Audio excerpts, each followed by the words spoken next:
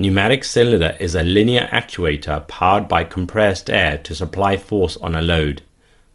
The assembly shown here is the most common type of double-acting pneumatic actuator used in industries. It consists of a piston rod. This rod transfers force of compressed air to the load. Cushioning pistons are assembled with this rod. These pistons prevent any hard shocks at the end of the stroke by enabling the piston to stop slowly and gradually. The piston reciprocates back and forth when there is pressure difference between any of the two sides. A static seal ensures airtight sealing between the piston and rod. Piston guide rings are assembled to prevent metal-to-metal contact of piston and cylinder. Piston seal provides airtight sealing between the cylinder and piston. This whole assembly then goes into a cylindrical bore.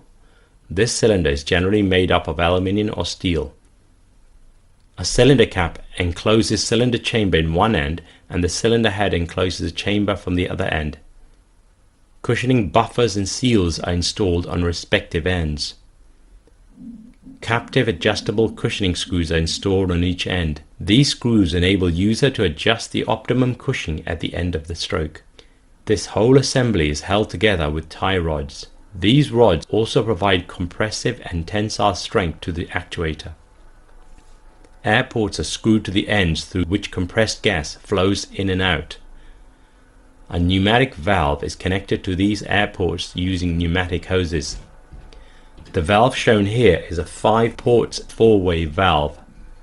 The ports A and B are connected to the cylinder. Port P is connected to the compressed air supply unit.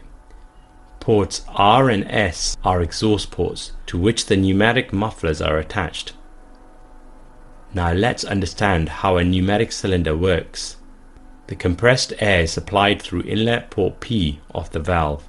The valve directs air to a particular direction, which we can observe in the animation. In this case, the air is directed to port A.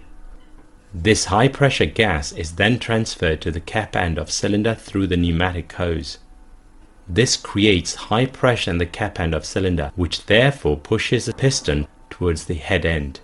This also pushes gas from the head end.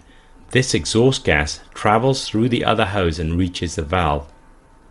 The valve directs this gas towards port S and allows it to escape through a pneumatic muffler. The gas muffler helps to reduce any noise produced during exhaust. The process we just observed is the extension stroke of actuator. During a retraction stroke, the valve directs compressed air to the head end of cylinder. This causes the piston to return and air on the other chamber escapes from the exhaust port R. The theoretical force of actuator is the relative pressure on the piston multiplied by effective area of piston on which pressure is exerted. Here the relative pressure is pressure of supplied air minus the atmospheric pressure. During extension stroke, compressed air can exert pressure on total cross-sectional area of piston. This gives us the expression of theoretical force as relative pressure multiplied by total area of piston. During retraction, the effective area of piston is reduced because the air cannot exert pressure on the area of rod. This gives us the expression of theoretical force as relative pressure multiplied by partial area of piston. Frictional losses on the interface of different surfaces also needs to be considered while designing pneumatic cylinder. The diameter of rod and length of stroke is also a determining factor for capacity of actuator.